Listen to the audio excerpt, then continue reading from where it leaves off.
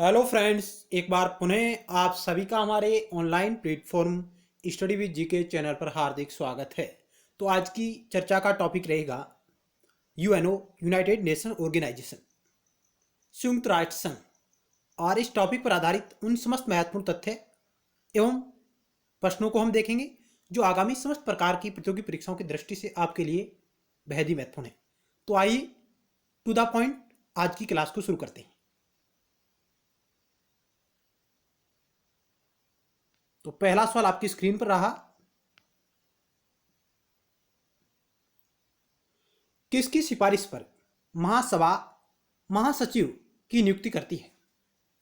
सुरक्षा परिषद, आर्थिक व सामाजिक परिषद, अंतर्राष्ट्रीय न्यायालय, न्यासी परिषद।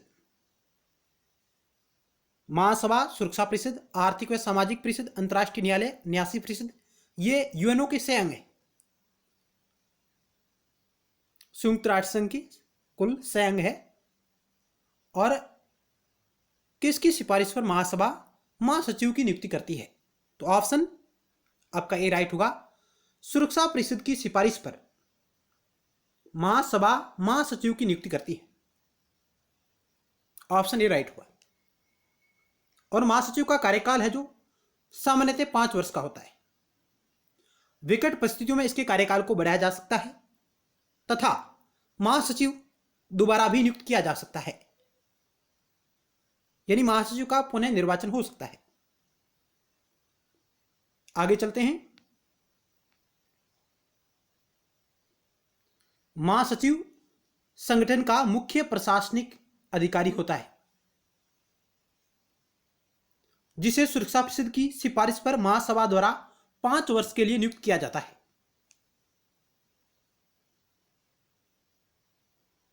और महासचिव की पुनः नियुक्ति भी हो सकती है। विशिष्ट परिस्थितियों में इसके कार्यकाल को बढ़ाया भी जा सकता है। वर्तमान में यूएनओ के महासचिव है एंटोनियो गुटेरस, जो पुर्तगाल से संबंधित है।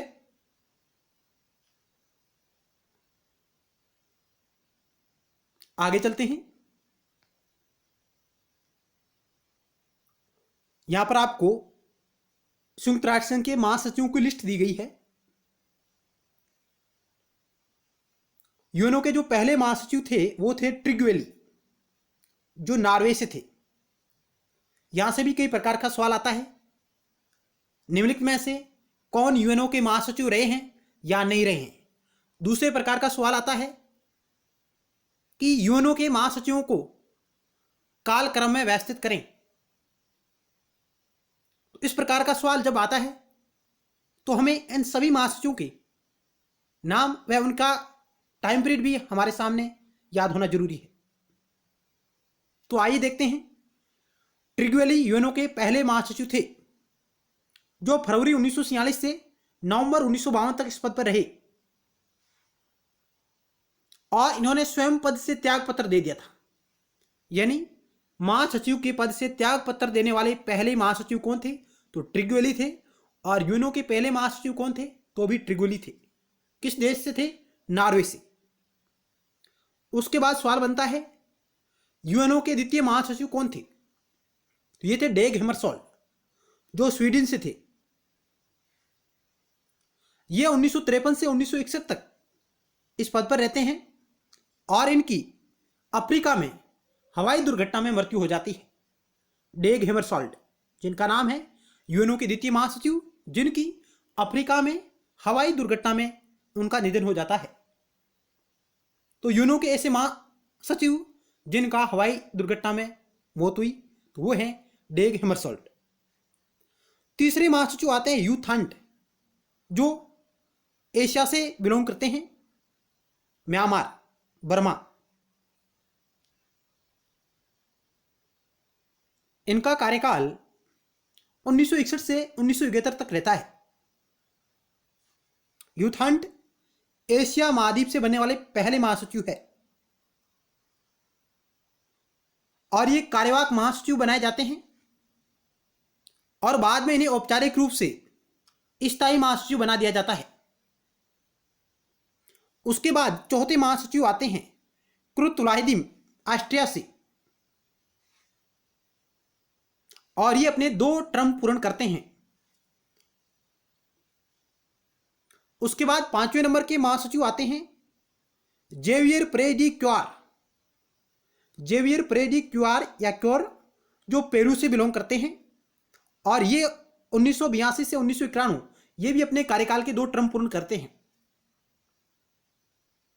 फिर आते हैं बीबी घाली, बुतरस बुतरस पाली या घाली जिन्हें कह सकते हैं। ये 1992 से 1996 तक अपना कार्यकाल का 1 टर्म पूरा करते हैं। उसके बाद 7वें नंबर के जो महासचिव आते हैं कोफी अन्नान, घाना से, और इनका टाइम पीरियड रहता है 1997 से 2006 तक।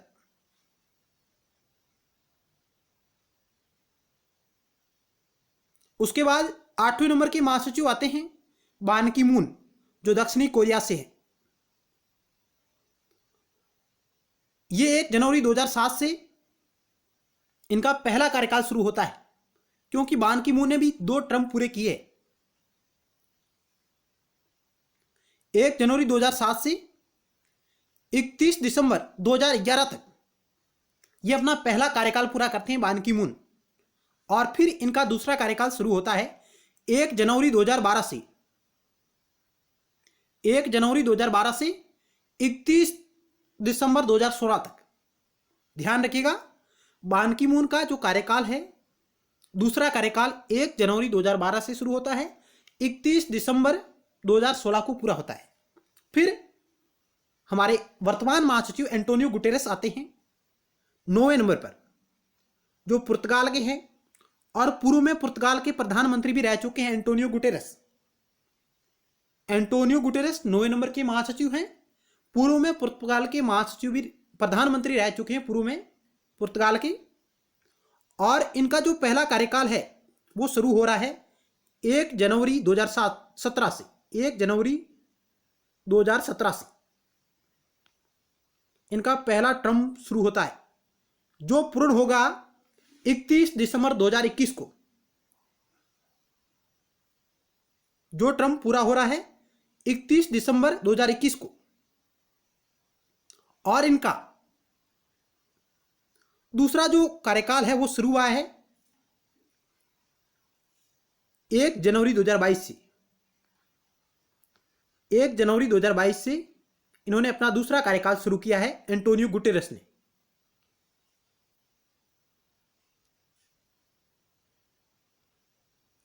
इस प्रकार हम देखें तो एंटोनियो गुटेरेस दूसरी बार यूएनओ के महासचिव चुने गए हैं, जिनका कार्यकाल शुरू हुआ है 1 जनवरी 2022 से, जो समाप्त होगा 31 दिसंबर 2026 को।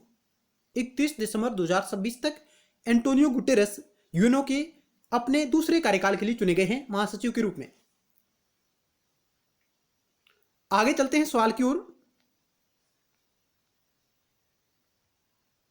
यूएनओ में किसी गैर सरकारी संगठन को तदर्थ मान्यता कौन दे सकता है? महासचिव, महासभा का अध्यक्ष, सुरक्षा परिषद का अध्यक्ष, अंतर्राष्ट्रीय न्यायालय का अध्यक्ष। यूएनओ में किसी गैर सरकारी संगठन को तदर्थ मान्यता कौन दे सकता है? क्या होगा इस सवाल का राइट उत्तर? तो आइए चेक करते हैं। ऑप्शन ए राइट होगा, महासचिव। ऑप्शन ए राइट होगा। अगला सवाल 3 नंबर आपकी स्क्रीन पर रहा। किस देश ने सुरक्षा परिषद में निषेधाधिकार का सर्वाधिक बार प्रयोग किया है? यानी वीटो शक्ति का सर्वाधिक बार प्रयोग किस देश ने किया है? ऑप्शन आपके समक्ष है यूएसए, फ्रांस, रूस और चीन। 4 ऑप्शन आपके समक्ष रही। तो इस सवाल का राइट उत्तर होगा ऑप्शन सी, रूस ने वीटो शक्ति का सर्वाधिक बार प्रयोग किया है, यानी निषेधाधिकार का सर्वाधिक बार प्रयोग किया है, वीटो शक्ति का प्रयोग किया है रूस ने। और पहली बार किसने किया? तो भी उत्तर होगा रूस ने। पहली बार भी इसका प्रयोग रूस ने किया है और सर्वाधिक बार भी रूस ने किया है। और सबसे कम किसने किया है? तो चीन ने सबसे कम वीटो शक्ति का प्रयोग किया है। आगे चलते हैं, कुछ और महत्वपूर्ण तथ्यों को जानने का प्रयास करते हैं। वीटो पावर क्या है? वीटो शब्द लैटिन भाषा का शब्द है जिसका अर्थ है मैं निषेध करता हूं। यानी किसी देश के अधिकारी को एक तरफा रूप से किसी कानून को रोक लेना का यह एक अधिकारी है। यानी मैं निषेध करता हूं, मैं इसका समर्थन नहीं करता। यानी किसी देश को या किसी देश के अधिकारी को एक तरफा किसी कानून को रोक लेने या उसे पारित नहीं होने देना। आगे क्या है कि संयुक्त राष्ट्र संघ की संयुक्त राष्ट्र परिषद यानी सुरक्षा परिषद के स्थायी मेंबर देशों को प्राप्त अधिकार ही वीटो पावर है। यानी वीटो पावर किसको प्राप्त है? तो UNSC, United Nations security council, जिसके 5 स्थायी मेंबर है। यूनाइटेड नेशंस सिक्योरिटी काउंसिल यानी संयुक्त राष्ट्र सुरक्षा परिषद की 5 स्थायी सदस्य देश, उनको जो शक्ति प्राप्त है वीटो पावर कहलाती है। और वो स्थायी मेंबर है चीन, फ्रांस, रूस, यूके और अमेरिका। इन देशों के पास जो शक्ति है, केवल 5 देशों के पास वीटो पावर है। और इनमें से कोई एक देश किसी प्रस्ताव के खिलाफ अपना मत देता है तो वह प्रस्ताव पारित नहीं हो सकता।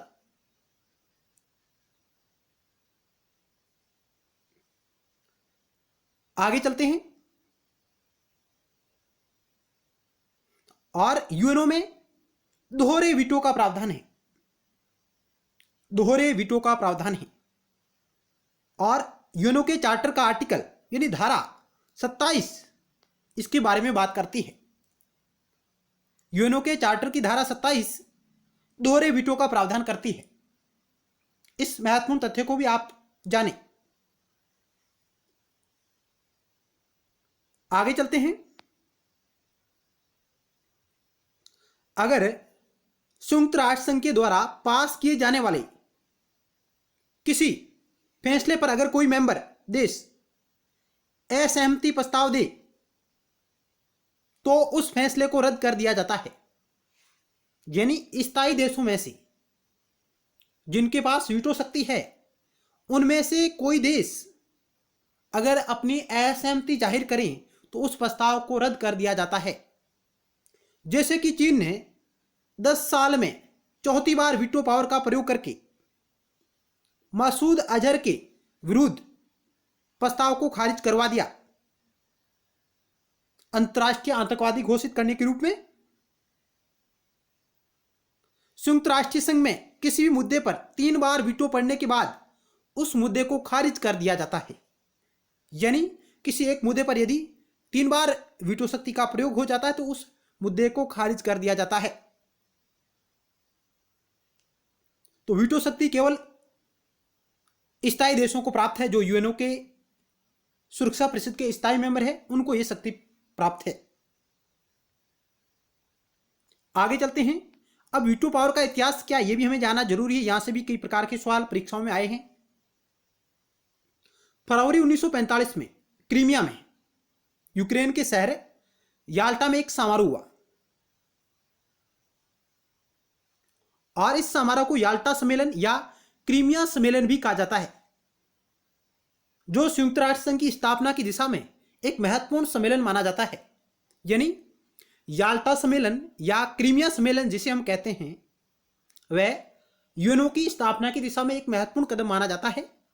और इसी सम्मेलन में सोवियत संघ के प्रधानमंत्री जोसेफ स्टालिन ने वीटो पावर के प्रयोग का प्रस्ताव रखा। वीटो पावर के प्रयोग का प्रस्ताव सोवियत संघ के प्रधानमंत्री जोसेफ स्टालिन ने रखा और याल्टा समारोह का आयोजन युद्ध के बाद की योजना बनाने के लिए किया गया था। यानी सेकेंड वर्ल्ड वॉर के बाद की योजनाओं को संचालित करने के लिए इस सम्मेलन का आयोजन हो रहा था कि विश्व में किस प्रकार शांति स्थापित किया जाए और किस प्रकार योजना बनाई जाए, उसको लेकर यह सम्मेलन हुआ, जिसमें सोवियत संघ के प्रधानमंत्री जोसेफ स्टालिन ने वीटो पावर के प्रयोग का प्रस्ताव रखा। और इस सम्मेलन में, इस समारोह में इंग्लैंड के प्रधानमंत्री विंस्टन चर्चिल भी शामिल थे। और इनके अलावा सोवियत संघ के प्रधानमंत्री जोसेफ स्टालिन और अमेरिका के राष्ट्रपति फ्रैंकलिन डी रूजवेल्ट, इन तीनों लोगों ने भाग लिया विशेष रूप से। और यह सम्मेलन अपने आप में महत्वपूर्ण स्थान रखता है कि किस सम्मेलन में वीटो पावर का प्रावधान किया गया। तो आप कह सकते हैं याल्टा सम्मेलन में। कब हुआ? फरवरी 1945 में हुआ। कहां पर हुआ? क्रीमिया, यूक्रेन के शहर याल्टा में।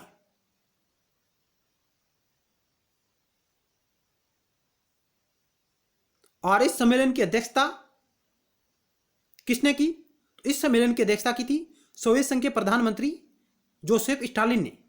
और पहली बार भी इन्होंने इस वीटो पावर के प्रयोग का प्रस्ताव रखा और पहली बार ही इन्होंने वीटो शक्ति का प्रयोग किया। और सर्वाधिक बार वीटो शक्ति का प्रयोग भी रूस ने किया है।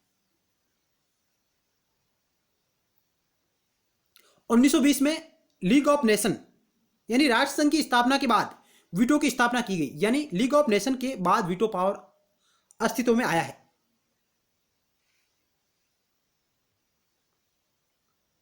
तो याल्टा सम्मेलन फरवरी 1945 में हुआ, जिसमें मुख्य रूप से इंग्लैंड के प्रधानमंत्री विंस्टन चर्चिल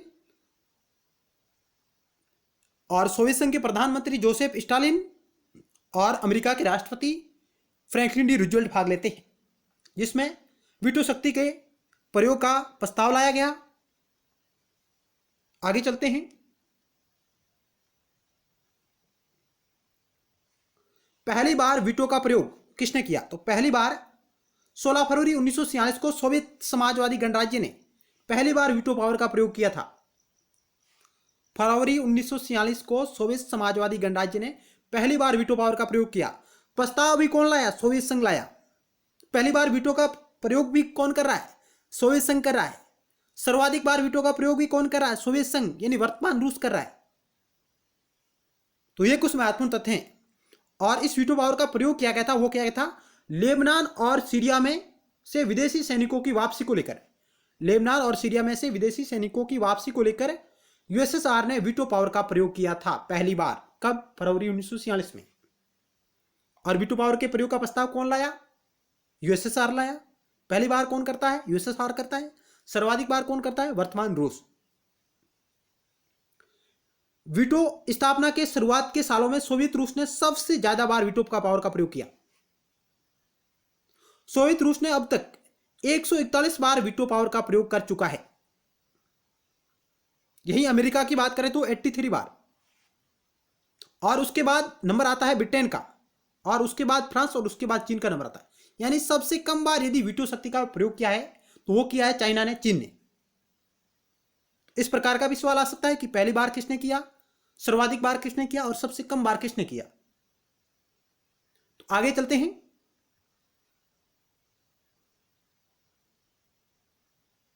अगला सवाल आपकी स्क्रीन पर है। विश्व व्यापार संगठन WTO किस संगठन का उत्तराधिकारी है? General agreement on trade and tariff, राष्ट्र संघ की परिषद का, विश्व स्वास्थ्य संगठन का, संयुक्त राष्ट्र विकास कार्यक्रम का। WTO किस संगठन का उत्तराधिकारी है? तो इस सवाल का राइट उत्तर का option A, general agreement on trade and tariff.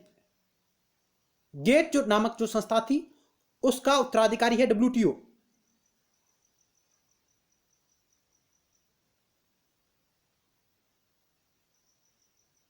और WTO का जो वर्तमान स्वरूप 1 जनवरी 1995 को हमारे सामने आया। 1 जनवरी 1995 को general agreement on trade and tariff, इसकी स्थापना 1948 में की गई थी, जिसका उत्तराधिकारी है WTO। और WTO यूएनओ से संबंधित एक संगठन है, न कि विशेष एजेंसी। इस सवाल को आप ध्यान में रखिएगा कि इस सवाल कई बार परीक्षा में पूछा गया है। यूएनओ है जो WTO यूएनओ का एक संबंधित संगठन है, न कि विशिष्ट एजेंसी। यूएनओ की विशिष्ट एजेंसियों में डब्ल्यूटीओ शामिल नहीं है। इस फैक्ट को आप विशेष रूप से ध्यान रखिएगा कि संयुक्त राष्ट्र से संबंधित विशिष्ट एजेंसी कौन सी है, जिसमें ऑप्शन आता है आईएलओ, आईटीयू, यूनेस्को, डब्ल्यूटीओ और यूएनडब्ल्यूटीओ।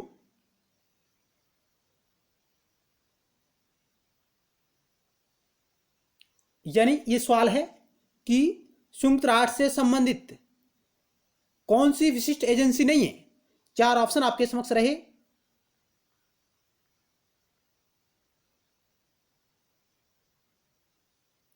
आईएलओ है, आईटीयू है, डब्ल्यूटीओ है और यूएनडब्ल्यूटीओ। ये चार ऑप्शन रहे। तो इसमें आपका उत्तर होगा डब्ल्यूटीओ है, जो यह संयुक्त राष्ट्र संघ की विशेष एजेंसी नहीं है, जबकि एक संबंधित निकाय है।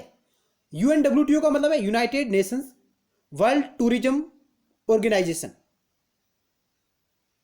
United Nations World tourism Organisation. आगे चलते हैं। अगला सवाल आपकी स्क्रीन पर रहा।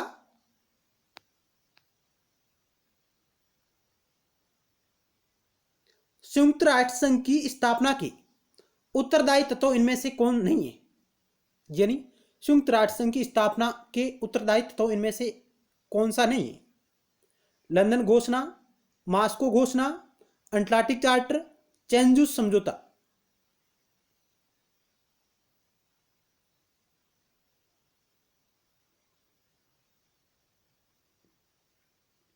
तो ऑप्शन डी राइट होगा।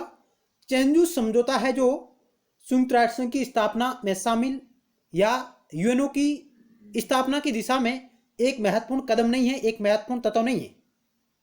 जबकि लंदन घोषणा, मॉस्को घोषणा, अटलांटिक चार्टर ये तीनों उसकी स्थापना में शामिल तत्वों में शामिल है। तो ऑप्शन डी राइट होगा। आगे हम विस्तार से जानते हैं। इस स्लाइड में आपके समक्ष यूएनओ के निर्माण से संबंधित प्रमुख घटनाक्रम दिए गए हैं, जो 1939 से 1945 तक घटित हुए हैं। या आप कह सकते हैं ये वो घोषणाएं या ये वो चार्टर या ये वो एग्रीमेंट है जो यूएनओ की स्थापना में महत्वपूर्ण भूमिका निभा रहे हैं। तो आप यहां देख सकते हैं। सबसे पहले बात आती है अंतर संबंध घोषणा, जिसको हम सेंट जेम्स प्लेस की घोषणा के नाम से भी जानते हैं। अंतर संबंध घोषणा, सेंट जेम्स प्लेस की घोषणा या लंदन घोषणा, या इसको आप इंटर अलाइड डिक्लेरेशन भी कह सकते हैं, या लंदन घोषणा। यह घोषणा 12 जून 1941 को लंदन में हस्ताक्षरित हुई, जो संयुक्त राष्ट्र संघ की स्थापना में एक पहला कदम माना जाता है। तो लंदन घोषणा है जो जिसको इंटर अलाइड डिक्लेरेशन या सेंट जेम्स प्लेस की घोषणा या अंतर संबंध घोषणा के नाम से भी जाना जाता है। और इसका टाइम पीरियड है 1941, जून 1941, क्योंकि ये जो घोषणाएं, चार्टर, समझौते या सम्मेलन, इनका कालक्रम बार बार परीक्षाओं में आता है कि सेंट जेम्स प्लेस की घोषणा, अटलांटिक चार्टर, मॉस्को सम्मेलन, सैन फ्रांसिस्को सम्मेलन, डर्मट ऑक्सन सम्मेलन, तेहरान सम्मेलन, इनको कालक्रम में व्यवस्थित करें। इस प्रकार का सवाल निरंतर आ रही है, तो आप इन्हें भी जरूर देखिएगा। आगे आता है अटलांटिक चार्टर, क्या है इसको भी हमें जानना जरूरी है। और यह साइन होता है 14 अगस्त 1941 को संयुक्त राज्य अमेरिका के राष्ट्रपति फ्रैंकलिन डी रूजवेल्ट और यूनाइटेड किंगडम के प्रधानमंत्री विंस्टन चर्चिल के मध्य। और यह होता है शांति और सुरक्षा बनाए रखने में अंतर्राष्ट्रीय सहयोग के लिए सिद्धांतों का एक सेट प्रस्तावित किया जाता है। यानी अटलांटिक चार्टर के अंतर्गत शांति और सुरक्षा बनाए रखने के लिए अंतर्राष्ट्रीय सहयोग के सिद्धांतों का एक सेट प्रस्तावित किया जाता है। और यह जो चार्टर है, यह एक जहाज पर एक बैठक के दौरान हस्ताक्षर हुआ है। और इसको अटलांटिक चार्टर के नाम से जाना जाता है। किन किन के मध्य हुआ? अमेरिका के राष्ट्रपति फ्रैंकलिन डी रूजवेल्ट और यूके के प्रधानमंत्री विंस्टन चर्चिल के मध्य अंतर्राष्ट्रीय शांति व सहयोग के सिद्धांतों का एक सेट, जिसमें कई प्रकार के सिद्धांत शामिल थे।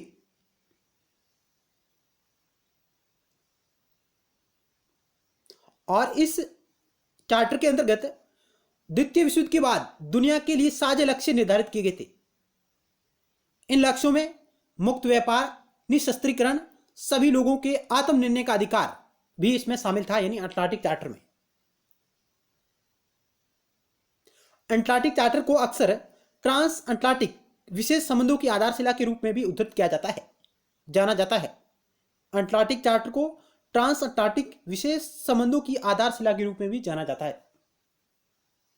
तो यह हुआ है 14 अगस्त 1941 को। इससे पहले लंदन घोषणा हुई 12 जून 1941 को, जिसको हम इंटर-अलाइड डिक्लेरेशन के नाम से भी जानते हैं। आगे चलते हैं।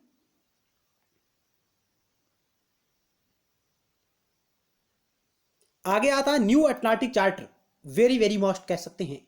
न्यू अटलांटिक चार्टर, यह चार्टर अटलांटिक चार्टर के 80 वर्ष पूर्ण होने के बाद 80 वर्ष पूर्ण होने के बाद साइन होता है।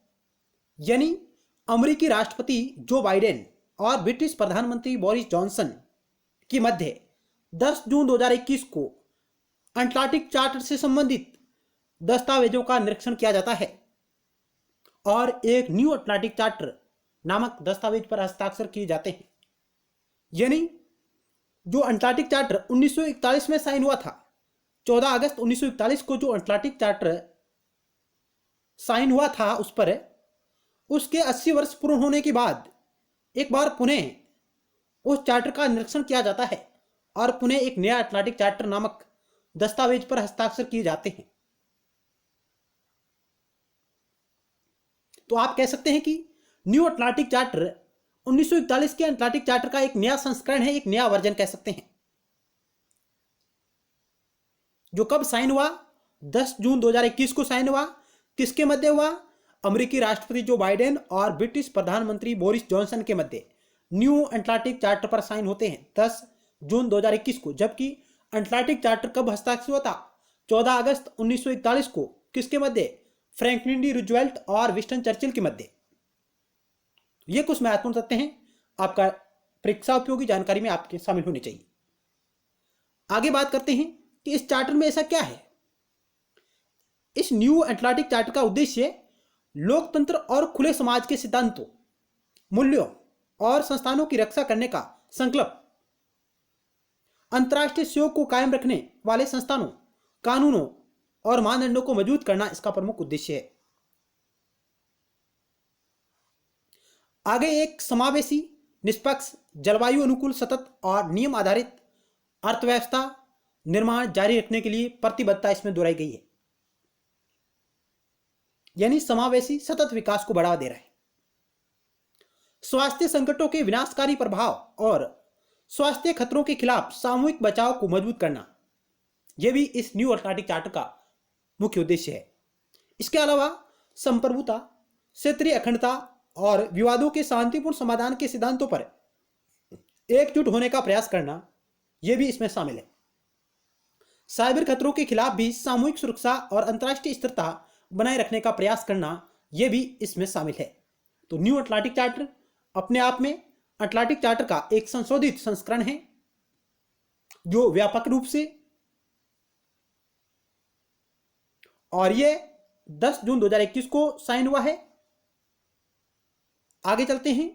तो यहां से भी अच्छा सवाल परीक्षा में आ सकता है, तो आप इसे भी ध्यान रखिएगा।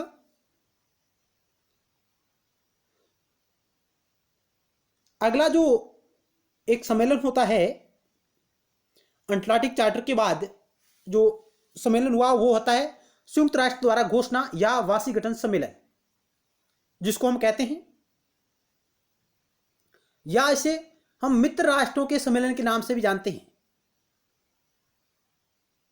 यानी इस सम्मेलन को हम वाशिंगटन सम्मेलन या मित्र राष्ट्रों का सम्मेलन भी कह सकते हैं, क्योंकि 1 जनवरी 1942 को एक्सिस ऑफ पावर्स यानी धुरी राष्ट्रों के खिलाफ लड़ने वाले सभी संबंधित देशों के प्रतिनिधियों ने संयुक्त राष्ट्र द्वारा घोषणा पर हस्ताक्षर करके अटलांटिक चार्टर के लिए अपना समर्थन देने के लिए वाशिंगटन डीसी में मुलाकात की। यानी सभी मित्र राष्ट्रों का एक सम्मेलन होता है। कहां पर हुआ? वाशिंगटन में। इसलिए इसको वाशिंगटन सम्मेलन के नाम से भी जाना जाता है।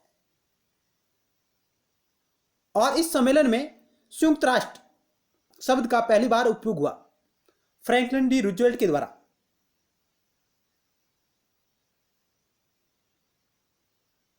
संयुक्त राष्ट्र शब्द का पहली बार आधिकारिक प्रयोग फ्रैंकलिन डी रूजवेल्ट ने किया था। तो आप मुख्य रूप से याद रखिए, मित्र राष्ट्रों का सम्मेलन कब हुआ? सभी मित्र राष्ट्रों का सम्मेलन 1 जनवरी 1942 को, जिसको हम वाशिंगटन सम्मेलन के नाम से भी जानते हैं। और इसमें अटलांटिक चार्टर के समर्थन में यह सम्मेलन आयोजित हुआ।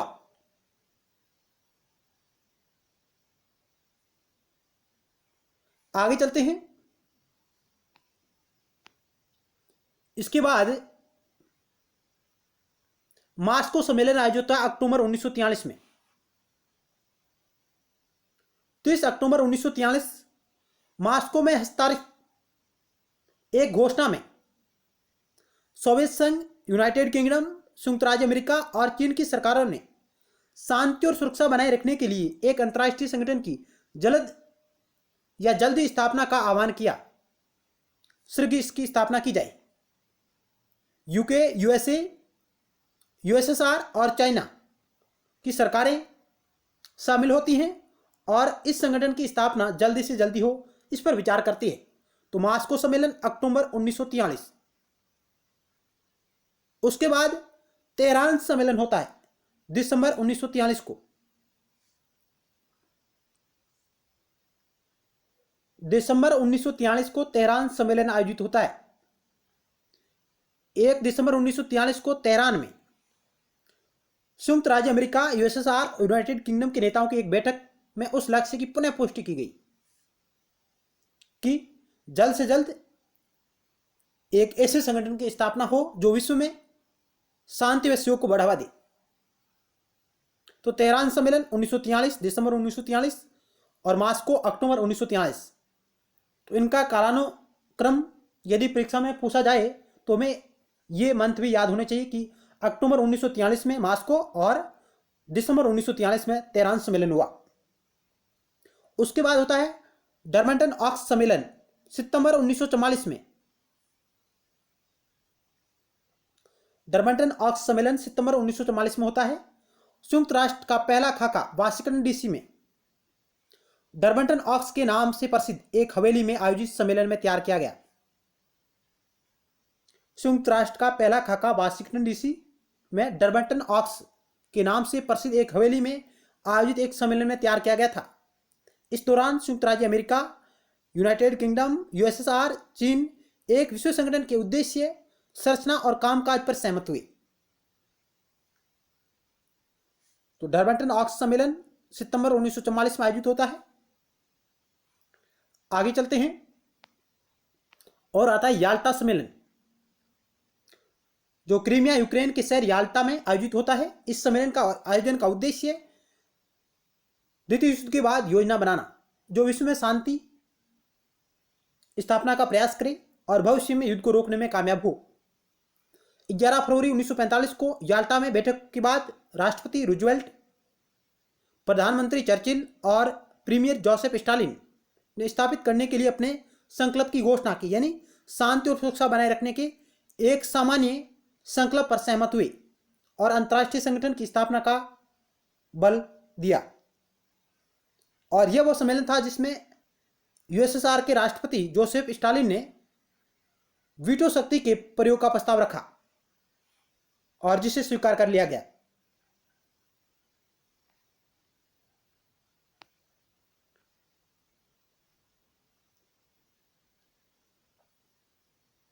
जो अगला सम्मेलन होता है वो होता है सैन फ्रांसिस्को सम्मेलन। यह सम्मेलन 2 महीने तक लगातार चलता है। 25 अप्रैल से 26 जून 1945 तक सबसे लंबा सम्मेलन आयोजित हुआ। 25 अप्रैल 1945 को अंतर्राष्ट्रीय संगठन पर संयुक्त राष्ट्र सम्मेलन के लिए 50 राष्ट्रों के प्रतिनिधियों ने सैन फ्रांसिस्को में मुलाकात की और यह सम्मेलन शुरू हुआ। और यह सम्मेलन 25 अप्रैल से 26 जून तक चलता है। इस सम्मेलन के दौरान प्रतिनिधियों ने 111 लेख चार्टर यानी उनको देखा, जिसे 25 जून 1945 को सैन फ्रांसिस्को ओपेरा हाउस में सर्वसहमति से अपनाया। यानी 111 जो यूनो में अनुच्छेद है, यूनो के चार्टर में 111 अनुच्छेद है, जिनको देखा, पढ़ा, समझा और उन पर अपनी सहमति बनाई। सैन फ्रांसिस्को सम्मेलन में 111 चार्टर, लेख चार्टर जिन्हें हम अनुच्छेद कहते हैं या धारा कहते हैं, जिन पर सहमति हुई और सर्वसहमति से उन अनुच्छेदों को अपनाया और अगले दिन 26 जून 1945 को उन पर हस्ताक्षर किए। तो सैन फ्रांसिस्को सम्मेलन जिसमें चार्टर को अपनाया गया, 26 जून 1945 को इस पर हस्ताक्षर हुए। संयुक्त राष्ट्र चार्टर पर हस्ताक्षर कब हुए? तो 26 जून 1945 को।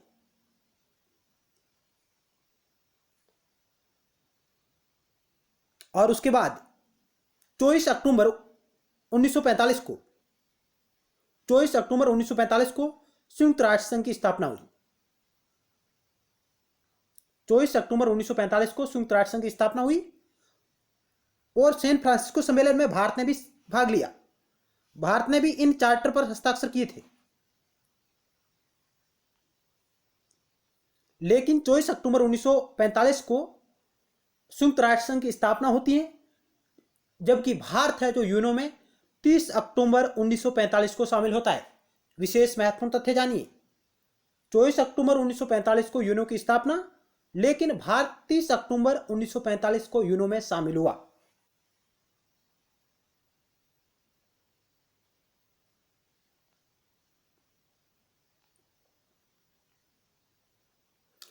ये एनसीईआरटी की स्लाइड है जिसको हमने इसमें शामिल किया है। आप देख सकते हैं एक बार पुनः। सबसे पहले हमने बात की थी लंदन घोषणा की, इंटर अलाइ डिक्लेरेशन, जो जून 1941 में होती है, जो यूनो की दिशा में पहला कदम माना जाता है। उसके बाद हमने देखा अगस्त 1941 में अटलांटिक चार्टर पर हस्ताक्षर होते हैं। अमेरिकी राष्ट्रपति और ब्रिटेन प्रधानमंत्री, अमेरिकी राष्ट्रपति रूजवेल्ट और ब्रिटिश प्रधानमंत्री चर्चिल उस पर हस्ताक्षर करते हैं।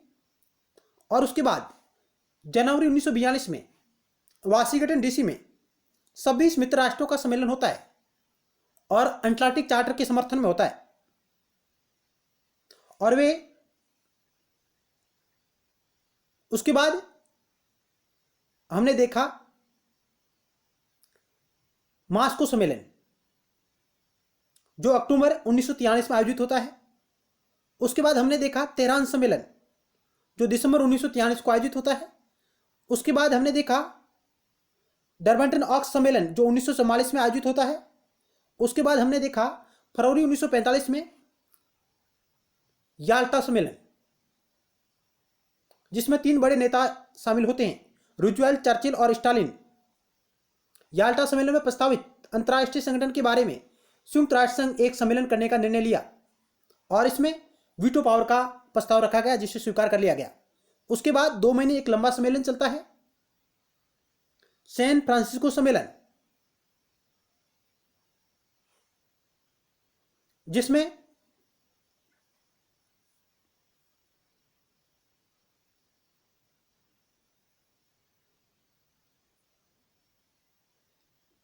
यानी अप्रैल मई 25 अप्रैल से 1945 से 26 जून 1945 तक यह सम्मेलन आयोजित होता है।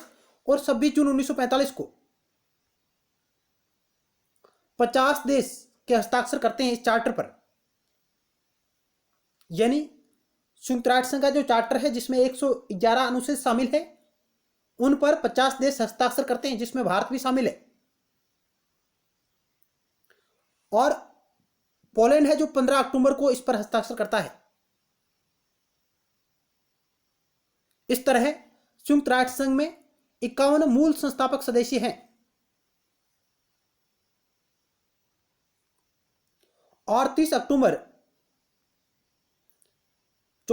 1945 को संयुक्त राष्ट्र संघ की स्थापना कर दी जाती है और 24 अक्टूबर को प्रतिवर्ष संयुक्त राष्ट्र संघ दिवस मनाया जाता है और भारत 30 अक्टूबर 1945 को इसमें शामिल होता है।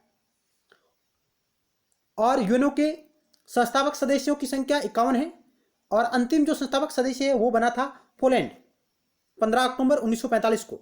और वर्तमान में इसमें 193 सदस्य राष्ट्र शामिल है। 93वां है दक्षिणी सूडान जो 2011 में शामिल हुआ था। ये कुछ महत्वपूर्ण तथ्य थे।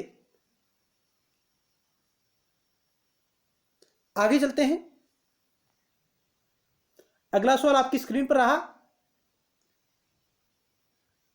अंतर्राष्ट्रीय अणु ऊर्जा अभिकरण की स्थापना कब हुई? इंटरनेशनल एटॉमिक एनर्जी एजेंसी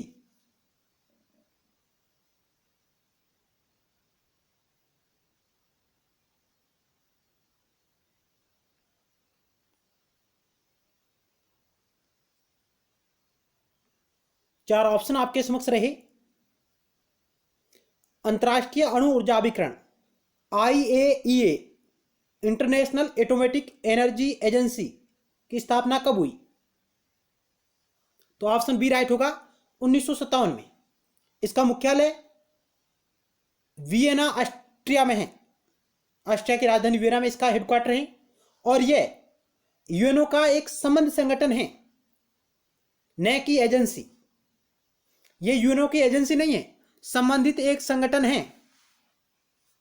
जिस प्रकार WTO है, जिस प्रकार WTO यूएनओ से संबंधित एक संगठन है, उसी प्रकार IAEA यानी इंटरनेशनल एटॉमिक एनर्जी एजेंसी यह एक संबंधित संगठन है। जिस प्रकार WTO वर्ल्ड ट्रेड ऑर्गेनाइजेशन, तो ये फैक्ट भी आप ध्यान में रखिएगा। ये यूएनओ की एजेंसी नहीं है, न यूएनओ का अंग है।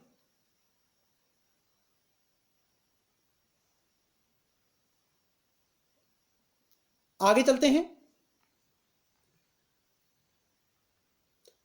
अंतर्राष्ट्रीय परमाणु ऊर्जा अभिकरण एक स्वायत्त विश्व संस्था है जिसका उद्देश्य विश्व में परमाणु ऊर्जा का शांतिपूर्ण उपयोग सुनिश्चित करना। यह परमाणु ऊर्जा के सैन्य उपयोग को किसी भी प्रकार रोकने में प्रयासरत रहती है। इस संस्था का गठन 29 जुलाई 1957 को हुआ। इसका मुख्यालय वियना ऑस्ट्रिया में है और ये यूएनओ की एक संबंधित एजेंसी है, न कि विशेष एजेंसी। वर्ल्ड ट्रेड ऑर्गेनाइजेशन और IAEA ये केवल संबंधित एजेंसी है, न कि विशिष्ट या विशेष एजेंसी। अगला सवाल आपकी स्क्रीन पर रहा। निम्न में से कौन सुरक्षा परिषद का स्थायी सदस्य नहीं है? फ्रांस, ब्रिटेन, जापान, चीन। ऑप्शन सी राइट होगा, जापान सुरक्षा परिषद का स्थायी सदस्य नहीं। UNSC United nation security council, जिसमें 5 स्थायी और 10 अस्थायी राष्ट्र होते हैं। स्थायी सदस्यों में फ्रांस, ब्रिटेन, चीन, रूस और USA शामिल है और अस्थायी सदस्य है 10 शामिल है, जिनका प्रति 2 वर्ष के बाद आधे सदस्य नए चुने जाते हैं। यानी प्रति 2 वर्ष के बाद आधे सदस्य नए चुने जाते हैं। और भारत है जो 8वीं बार सुरक्षा परिषद का अस्थायी सदस्य चुना गया है। भारत 8वीं बार यूनाइटेड नेशन सिक्योरिटी काउंसिल का सदस्य चुना गया है, 8वीं बार। ये भी इस फैक्ट को आप नोट करिए।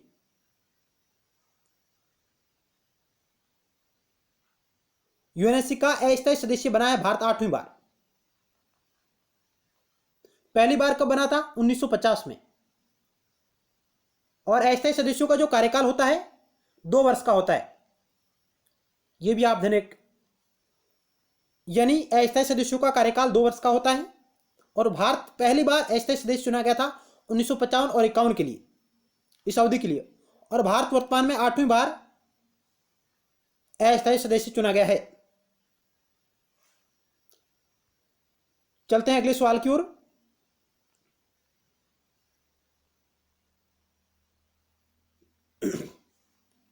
परमाणु प्रौद्योगिकी के शांतिपूर्ण उपयोग और उसकी सुरक्षा से संबंध संयुक्त राष्ट्र संघ की एजेंसी का नाम है। इस लाइन को आप बड़े ध्यान से देखिए, संबंध संयुक्त राष्ट्र संघ की एजेंसी, न कि विशेष एजेंसी। यहां हो रही है संबंधित संयुक्त राष्ट्र संघ की एजेंसी।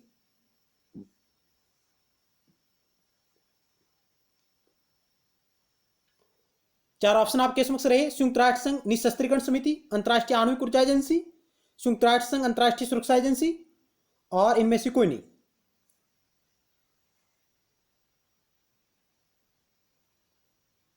तो ऑप्शन आपका बी राइट होगा। अंतर्राष्ट्रीय आणविक ऊर्जा एजेंसी है जो एक संबंधित एजेंसी है जिसका उद्देश्य परमाणु प्रौद्योगिकी के शांतिपूर्ण उपयोग और उसकी सुरक्षा से है। ऑप्शन बी राइट होगा। जिसकी स्थापना 1957 में 29 जुलाई 1957 को हुई, जिसका मुख्यालय वियना ऑस्ट्रिया में है। अगला सवाल आपकी स्क्रीन पर रहा। संयुक्त राष्ट्र संघ का सबसे बड़ा अंग कौन सा है? सुरक्षा परिषद, महासभा, सचिवालय, अंतर्राष्ट्रीय न्यायालय। तो ऑप्शन बी राइट होगा, महासभा। यह सबसे बड़ा अंग है और महासभा में 193 सदस्य भाग लेते हैं। सुरक्षा परिषद के 5 स्थायी और 10 अस्थायी शामिल है सदस्य। अंतर्राष्ट्रीय न्यायालय में कुल 15 न्यायाधीश होते हैं जिनका कार्यकाल 9 वर्ष का होता है। अंतर्राष्ट्रीय न्यायालय नीदरलैंड के हेग में स्थित है। संयुक्त राष्ट्र संघ के बाकी सभी निकायों का, यानी बाकी सभी जो अंग है उनका मुख्यालय न्यूयॉर्क में है, जबकि अंतर्राष्ट्रीय न्यायालय जो यूएनओ का अंग है उसका मुख्यालय नीदरलैंड के हेग में है। आगे चलते हैं।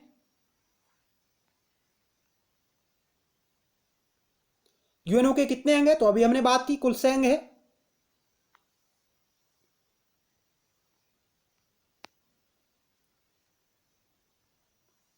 जिनमें सुरक्षा परिषद है, आर्थिक एवं सामाजिक परिषद है, महासभा है, सचिवालय है और अंतर्राष्ट्रीय न्यायालय।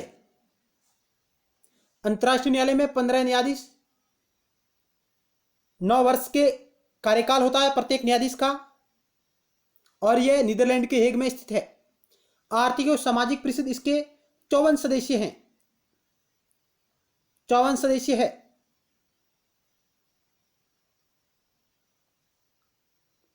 और सुरक्षा परिषद जिसके 5 स्थायी और 10 अस्थायी सदस्य है।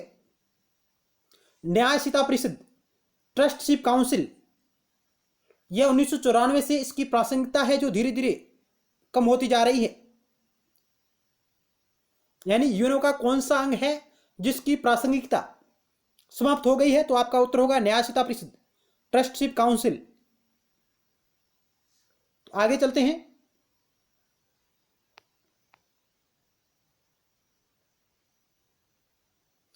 संयुक्त राष्ट्र संघ के महासचिव बान की मून किस देश के थे? तो ऑप्शन डी राइट होगा, दक्षिणी कोरिया से थे। दक्षिणी कोरिया से।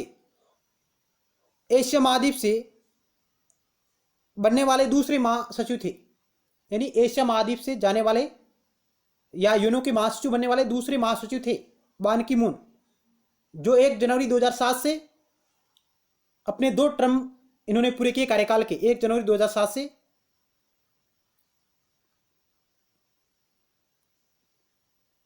यानी 1 जनवरी 2007 से 2011 तक रहा पहला टर्म, और दूसरा टर्म रहा इनका 1 जनवरी 2012 से 31 दिसंबर 2016 तक। 2 कार्यकाल इन्होंने पूरे किए हैं बान की मून ने, जो दक्षिणी कोरिया से।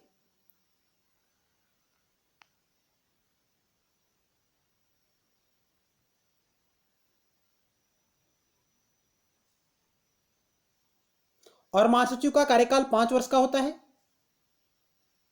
और बान की मून इस पद पर पहुंचने वाले दूसरे एशियाई व्यक्ति है और पहले व्यक्ति थे यूथंट म्यांमार से। वर्तमान में यूएनओ के महासचिव है एंटोनियो गुटेरेस पुर्तगाल से। ये भी इन्होंने अपना पहला टर्म 1 जनवरी 2017 से 31 दिसंबर 2021 तक पूरा किया है और दोबारा सर्वसहमति से पुनः यूएनओ के महासचिव चुने गए हैं एंटोनियो गुटेरेस और इनका नया कार्यकाल प्रारंभ हुआ है 1 जनवरी 2022 से, जो रहेगा 31 दिसंबर 2026 तक। वर्तमान में यूएनओ के महासचिव एंटोनियो गुटेरेस पुर्तगाल से हैं और पुर्तगाल के पूर्व में प्रधानमंत्री भी रह चुके हैं। आगे चलते हैं। और प्रथम महासचिव ट्रिग्वेली जो नॉर्वे से थे और दूसरे थे डेग हेमरसोल्ड स्वीडन से थे।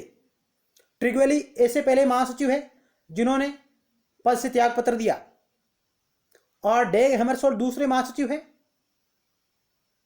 यूएनओ के जिनकी वायु दुर्घटना में अफ्रीका में निधन हो गया था। आगे चलते हैं। अगला सवाल आपकी स्क्रीन पर रहा। 11 नंबर सवाल आपकी स्क्रीन पर है। अंतर्राष्ट्रीय मुद्रा कोष का मुख्यालय कहां है? IMF, international monetary fund.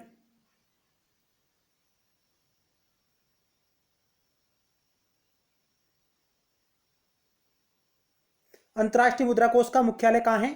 तो ऑप्शन डी राइट होगा, वाशिंगटन में।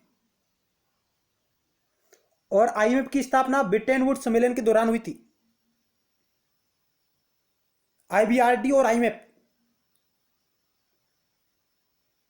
और वर्तमान में इसके 190 सदस्य राष्ट्र है। चलते हैं अगली स्लाइड की ओर।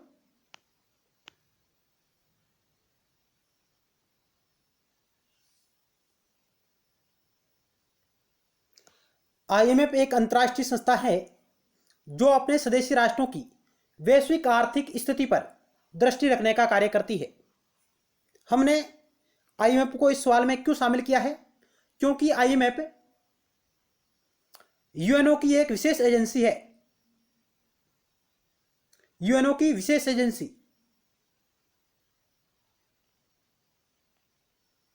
स्पेशल एजेंसी है।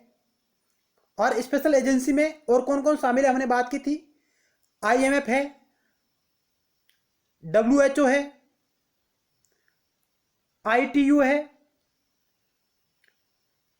यूएन डब्ल्यूटीओ है,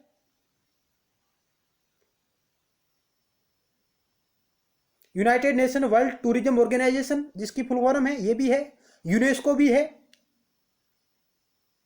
इत्यादि इत्यादि। जबकि हमने बात की थी कि डब्ल्यूटीओ विशेष एजेंसी नहीं है। और एक और हमने बात की थी आईएईए, इंटरनेशनल एटॉमिक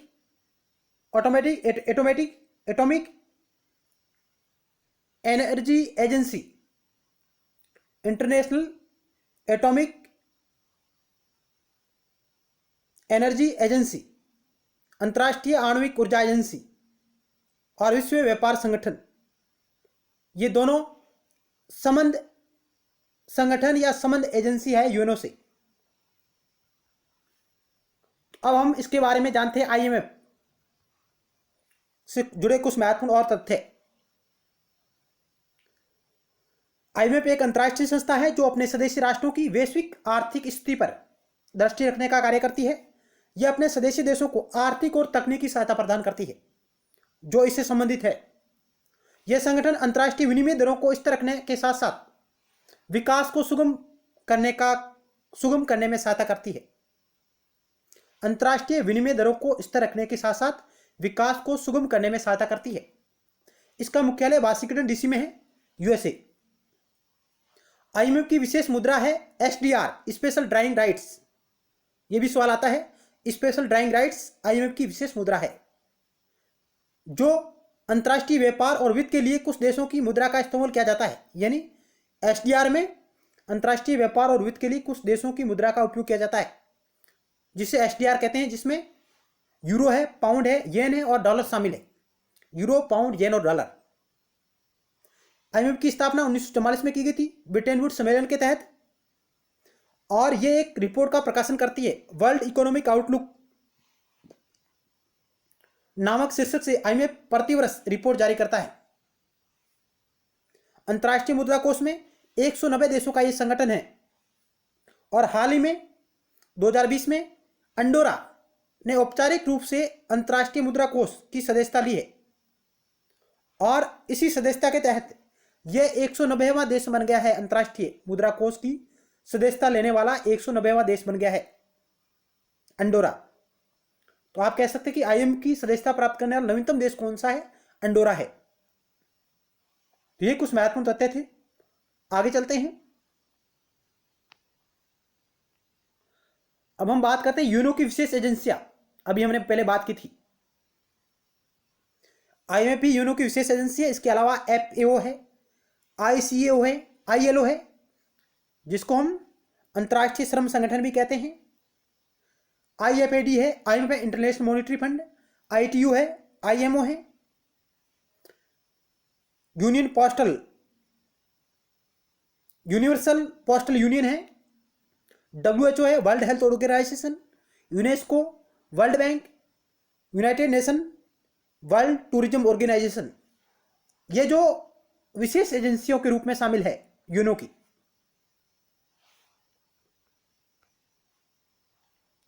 इनके बारे में आप अधिक जानकारी प्राप्त कर सकते हैं अलग से। संयुक्त राष्ट्र की विशेष एजेंसियां संयुक्त राष्ट्र के साथ काम करने वाली स्वायत्त अंतर्राष्ट्रीय संगठन है। यानी संयुक्त राष्ट्र की विशेष एजेंसियां संयुक्त राष्ट्र के साथ काम करने वाले स्वायत्त अंतर्राष्ट्रीय संगठन है। इन सभी को बातचीत के समझौतों के माध्यम से संयुक्त राष्ट्र के साथ संबंध में लाया गया। इनमें से कुछ प्रथम विश्व युद्ध से पहले मौजूद थे, जैसे आईएलओ की स्थापना, और कुछ राष्ट्र संघ से जुड़े थे। अन्य संयुक्त राष्ट्र के साथ लगभग एक साथ बनाए गए। यानी इनमें से ये संगठन है जिनमें से इन कुछ ऐसे संगठन हैं जिनकी स्थापना प्रथम वर्ल्ड वार से पहले या उसके दौरान, और कुछ ऐसे संगठन हैं जिनकी स्थापना राष्ट्र संघ के साथ हुई, और कुछ ऐसे संगठन हैं जिनकी स्थापना यूएनओ की स्थापना के साथ हुई। इन सभी संगठनों को या अन्य संगठनों को संयुक्त राष्ट्र द्वारा उभरती जरूरतों को पूरा करने के लिए बनाया गया था। तो यहां से जो सवाल आता है मुख्य रूप से यह आता है कि कौन सी विशेष एजेंसी है या नहीं। यही सवाल आया आज तक। निम्नलिखित में से कौन सी यूएनओ की विशेष एजेंसी है या नहीं, आप इनको ध्यान में रखिएगा। चलते हैं अगले सवाल की ओर। संयुक्त राष्ट्र संघ के चार्टर में कितनी धाराएं हैं? 111, 112, 115, 120। तो ऑप्शन आपका ये राइट होगा। 111 धाराएं हैं और 19 अध्याय है।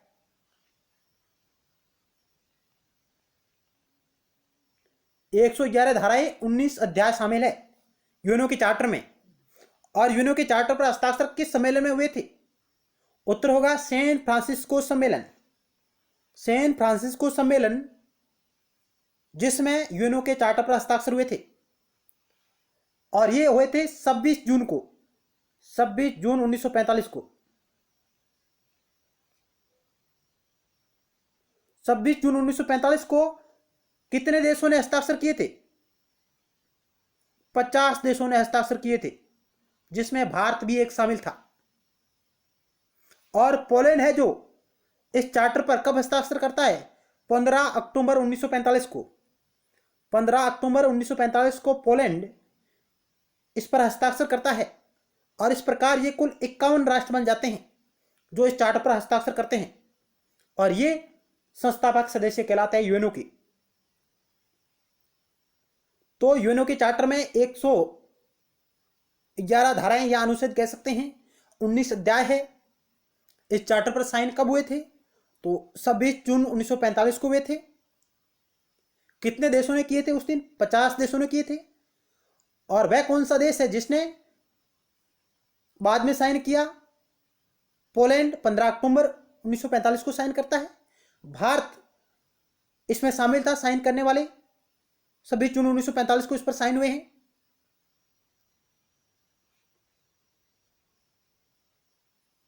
आगे चलते हैं।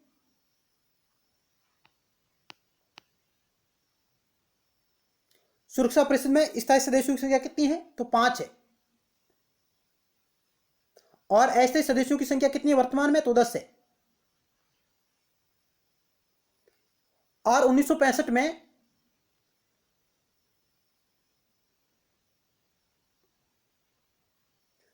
अस्थायी सदस्यों की संख्या को बढ़ाया गया।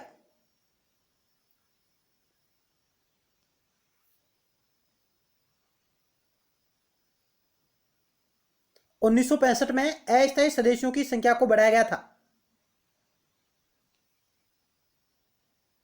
पहली बार।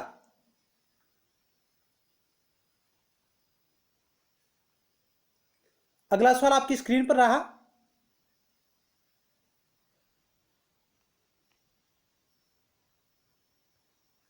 सीटीबीटी प्रस्ताव संयुक्त राष्ट्र संघ द्वारा कब स्वीकार किया गया?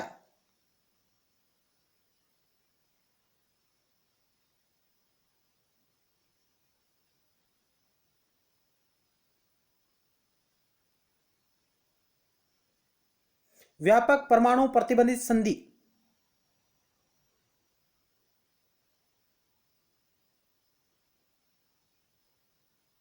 तो ऑप्शन बी राइट होगा, 1996 में।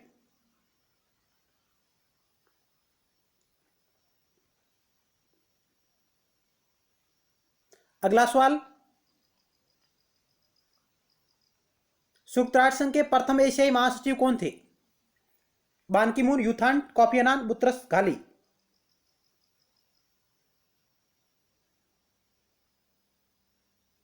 तो ऑप्शन बी राइट होगा, यू थान म्यांमार से थे और ये संयुक्त राष्ट्र संघ के प्रथम एशियाई महासचिव थे। और दूसरे कौन थे? बान की मून, दक्षिणी कोरिया से। और पहले थे यूथांट, एशिया से।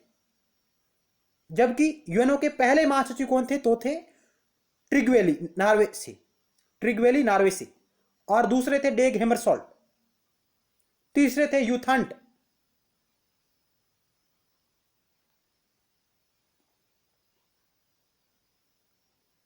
हालांकि ये सभी यूएनओ के महासचिव रह चुके हैं। अगला सवाल आपकी स्क्रीन पर रहा। अंतर्राष्ट्रीय न्यायालय का मुख्यालय कहां अवस्थित है? Geneva, Berlin, New York, Hague. तो ऑप्शन डी राइट होगा, हेग में, नीदरलैंड के हेग में। जबकि यूएनओ के बाकी जो 5 अंग है उन सब का मुख्यालय न्यूयॉर्क में है। अगला सवाल, संयुक्त राष्ट्र पद की रचना किसने की थी? इस शब्द की? F D Roosevelt, Joseph Stalin, Winston Churchill, Chiang Kai Shek. तो ऑप्शन ए राइट होगा, फ्रैंकलिन डी रूजवेल्ट ने संयुक्त राष्ट्र शब्द यानी इस पद की रचना की थी। ऑप्शन ए राइट होगा। जोसेफ स्टालिन यूएसएसआर के नेता थे, राष्ट्रपति। विंस्टन चर्चिल यूके के प्रधानमंत्री। चांग काई शेक चीन के नेता। आगे चलते हैं। यूएनओ के किस महासचिव की वायु दुर्घटना में मृत्यु हुई? ट्राग्युलाइड, डेग हेमरसोल्ड, यूथान, डॉक्टर बीबी घाले। तो ऑप्शन बी राइट होगा, डेग हेमरसोल्ड यूएनओ के दूसरे महासचिव थे जो स्वीडन से थे, जिनकी अफ्रीका में वायु दुर्घटना में निधन हो गया था। ऑप्शन बी राइट होगा।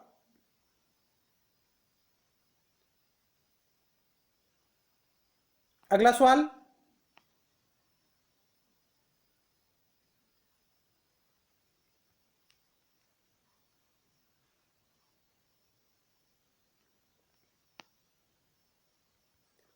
वीटो के प्रावधान का फैसला किस सम्मेलन में किया गया था? डरबंटन ऑक्स सम्मेलन, याल्टा सम्मेलन, सैन फ्रांसिस्को सम्मेलन, लंदन सम्मेलन। वीटो का प्रावधान किस सम्मेलन में किया गया था? तो ऑप्शन आपका बी राइट होगा, याल्टा सम्मेलन में, जो फरवरी 1945 को याल्टा में आयोजित हुआ था। यूएसएसआर की अध्यक्षता में, जोसेफ स्टालिन की अध्यक्षता में।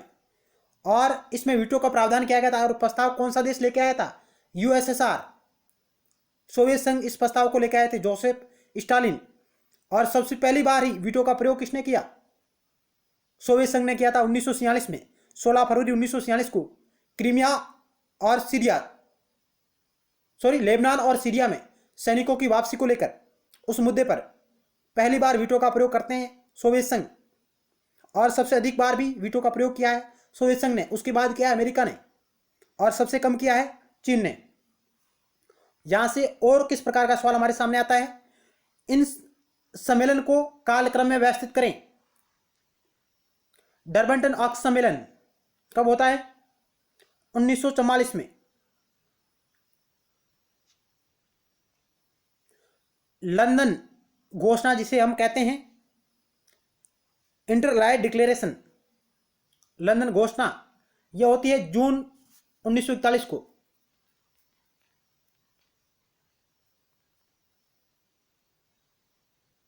अंतर संबंध घोषणा, इंटरलाइन डिक्लेरेशन, लंदन घोषणा या सेंट जेम्स पैलेस की घोषणा के नाम से भी इसे जाना जाता है।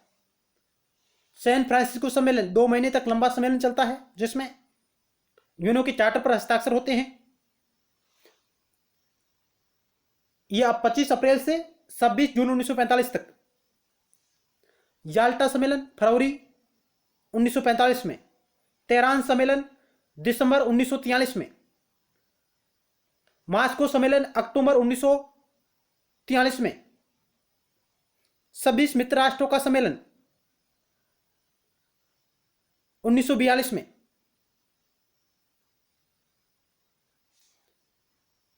आगे चलते हैं। तो यहां से इन सम्मेलनों का कालक्रम पूछा जा सकता है कि किस सम्मेलन में क्या हुआ, या सुमिलित करने वाला भी सवाल आ सकता है। एक तरफ सन दिए रहेंगे, दूसरी तरफ सम्मेलन, कौन सा कब हुआ। अगला सवाल आपकी स्क्रीन पर है। संयुक्त राष्ट्र संघ की आर्थिक व सामाजिक परिषद में कुल कितने सदस्य हैं? 9, 18, 27, 54।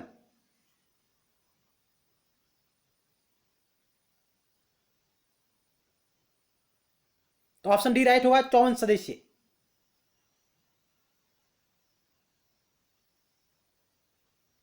अगला सवाल आपकी स्क्रीन पर है। सुरक्षा परिषद में कुल अस्थायी सदस्यों की संख्या कितनी है? तो ऑप्शन ए राइट होगा, 10। और भारत है जो 8वीं बार अस्थायी सदस्य चुना गया है। पहली बार कब बना? 1950 और 51 की अवधि के लिए, और अब बना है 8वीं बार। अगला सवाल, निम्नलिखित में से कौन संयुक्त राष्ट्र संघ का अंग नहीं है? महासभा, सुरक्षा परिषद, अंतर्राष्ट्रीय न्यायालय, यूनिसेफ। तो ऑप्शन डी राइट होगा। यूनिसेफ है जो यूएनओ की विशेष एजेंसी है, स्पेशल एजेंसी, न कि अंग।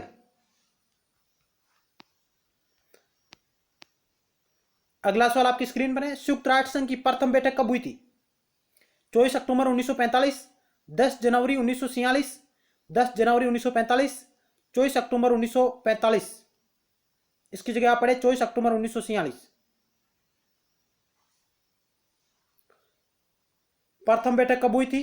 1945, 1946, 10 जनवरी 1946, 10 जनवरी 1945, 24 अक्टूबर 1946। तो ऑप्शन आपका सी राइट होगा, सॉरी ऑप्शन बी राइट होगा। 10 जनवरी 1946 को पहली बैठक हुई थी यूएनओ की, 10 जनवरी 1946 को।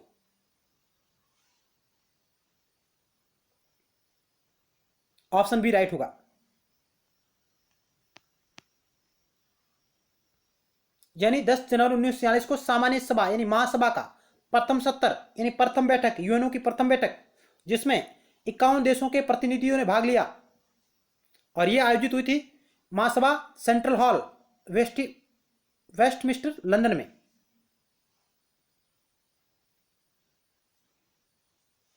यानी तो महासभा का पहला सत्र कब शुरू हुआ? 10 जनवरी को 1946। यूएनओ की पहली बैठक 10 जनवरी 1946। कितने देशों ने भाग लिया? 51 देशों ने। आगे चलते हैं। और उसके बाद महासभा अपना पहला प्रस्ताव लेके आती है। बहुत अच्छा सवाल है, यह भी पूछा गया है। 24 जनवरी 1946 को सामान्य सभा, जिसे महासभा कहते हैं, पहला संकल्प लेके आई, पहला प्रस्ताव, महासभा अपना पहला प्रस्ताव लाती है, अपनाती है। उसका संबंध किससे है? तो उसका संबंध है परमाणु ऊर्जा का शांतिपूर्ण उपयोग और परमाणु और अन्य विनाश के हथियारों को खत्म करना। महासभा अपना पहला प्रस्ताव किस मुद्दे को लेकर आई, किस मुद्दे पर लेकर आती है? तो उत्तर होगा परमाणु ऊर्जा का शांतिपूर्ण उपयोग और परमाणु और अन्य विनाश के हथियारों को खत्म करना, इस मुद्दे पर। आगे चलते हैं, अगला सवाल आपकी स्क्रीन पर है।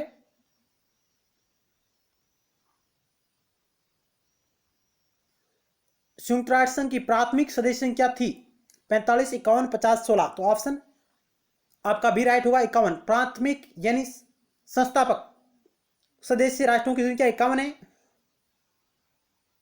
और जो 51वां जो राष्ट्र है वो है पोलैंड।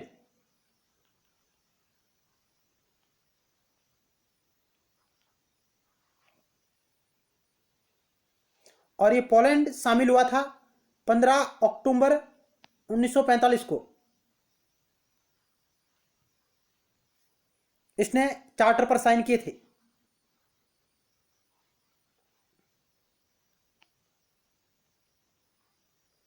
सुरक्षा परिषद में सर्वाधिक बार निषेधाधिकार यानी वीटो का प्रयोग किया है, तो ये रूस ने किया है।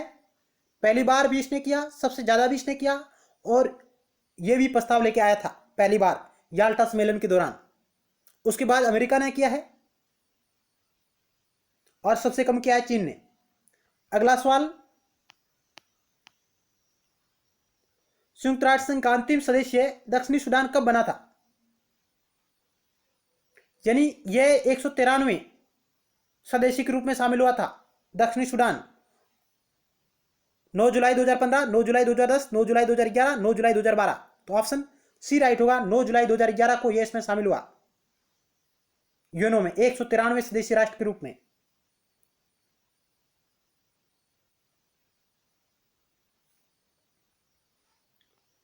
अगला सवाल, संयुक्त राष्ट्र संघ के ध्वज को महासभा द्वारा कब अंगीकृत किया गया यानी स्वीकार किया गया, अपनाया गया? 1945, 1947, 1948, 1950। तो इस सवाल का राइट उत्तर होगा ऑप्शन बी, 1947 में महासभा द्वारा संयुक्त राष्ट्र संघ के ध्वज को अपनाया गया, स्वीकार किया गया। और इस ध्वज को आप यहां देख सकते हैं, जहां हल्के नीले रंग में पृष्ठभूमि में जैतून की दो पत्तियों के मध्य यानी जैतून की दो जोड़ियों के मध्य विश्व का मानचित्र बना हुआ है। हल्के नीले रंग की पृष्ठभूमि में जैतून की दोनों पत्तियों के मध्य विश्व का मानचित्र बना हुआ है।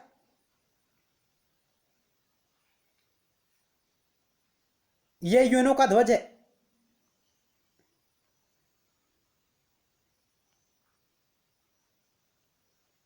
जिसको 1947 में महासभा द्वारा स्वीकार किया गया, अंगीकृत किया गया।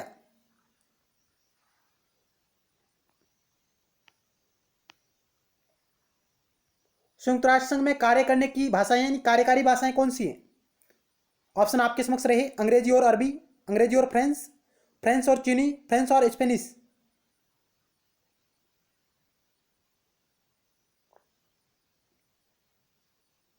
तो ऑप्शन बी राइट होगा, अंग्रेजी और फ्रेंच है जो कार्यकारी भाषाएं हैं।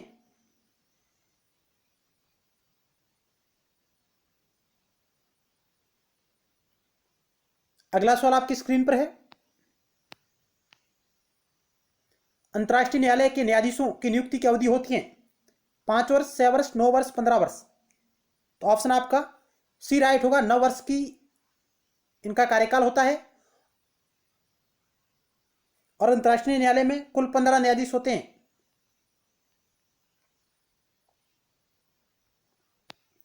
अगला सवाल,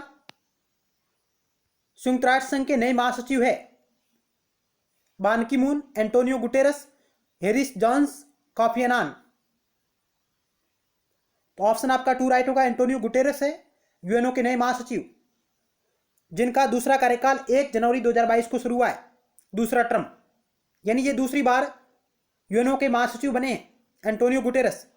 1 जनवरी 2022 से 31 दिसंबर 2026 तक इस पद पर रहेंगे और इनका पहला कार्यकाल 1 जनवरी 2017 से 31 दिसंबर 2021 तक था।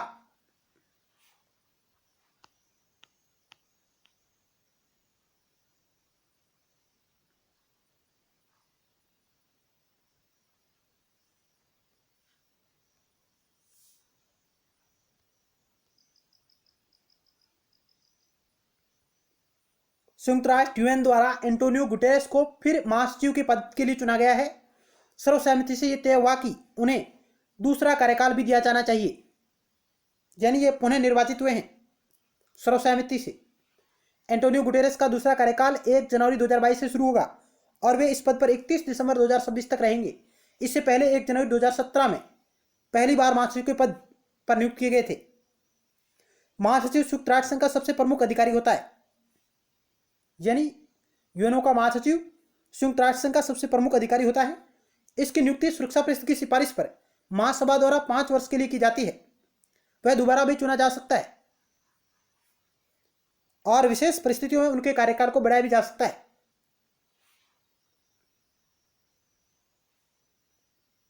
संयुक्त राष्ट्र अधिकार पत्र के अनुरूप महासचिव अपनी सहायता के लिए दक्ष, योग्य और सत्यनिष्ठ कर्मचारियों का अंतर्राष्ट्रीय समूह स्वयं चुनता है।